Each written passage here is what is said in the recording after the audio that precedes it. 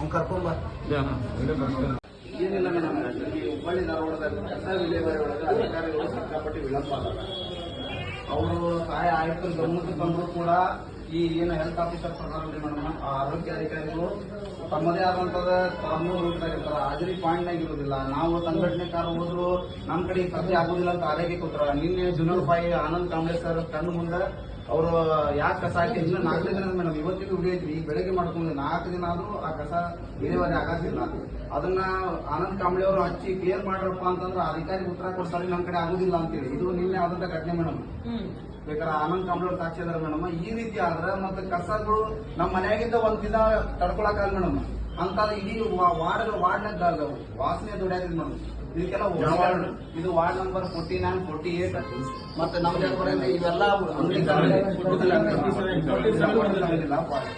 ಈಗ ಅಲ್ಲಿ ಏನಾಗೈತ್ರಿ, ಟೋಟಲಿ ಪಿಜಿಗಳ ಯಾರು ರೊಕ್ಕ ಕೊಡ್ತಾರ ಆ ಪಿಜಿ ಅವ್ರದ್ದು ಬಿಟ್ಕೊಡೋದು, ಯಾರು ದುಡ್ಡು ಕೊಡಲ್ಲ ಅವ್ರು ಲೆಸನ್ ಮಾಡಕ್ ಅನ್ನೋದು ಈ ಆರೋಗ್ಯ ಅಧಿಕಾರಿಗಳು.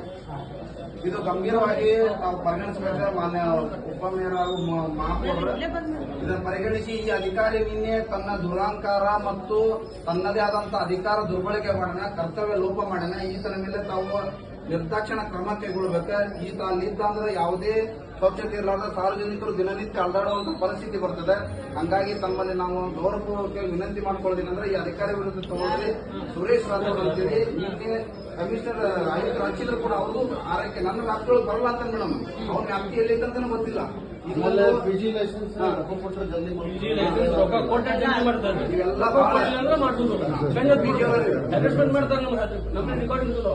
ಇವೆಲ್ಲ ಹಾಸ್ಪಿಟಲ್ ಅಡ್ಮಿಟ್ ಆದೀನಿ, ಮಾಡ್ತಂದ್ರೆ ಇಲ್ಲ ನಮ್ಮ ಆಫೀಸರ್ ಆಯ್ತು ಕಳಿಸ್ತೀನಿ, ಅದೇ ಕೊಡ್ತೀನಿ ಅಂತ ಇಷ್ಟು ಫಸಲ್ 47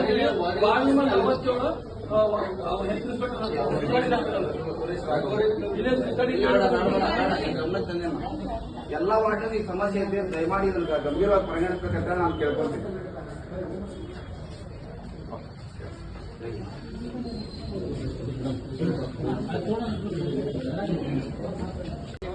ನಾನು ಕೊಟ್ಟರೆ ವಿರೋಧ ಪಕ್ಷದ ನಾಯಕ ಅಂತ ಹೇಳಿ